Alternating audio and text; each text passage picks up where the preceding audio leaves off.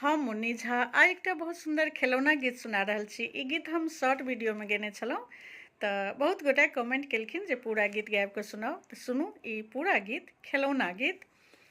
भतीजा जनऊ में भैया लियोने एला, भैया लियोने एला, चलू बाहिनी अपनी घरी परोजन रे लालनी माँ।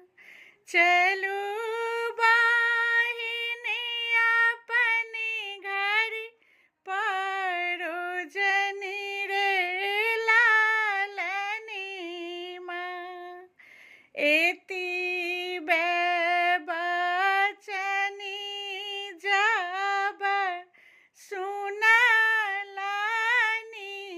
बहिनी, सुनलानी बहिनी,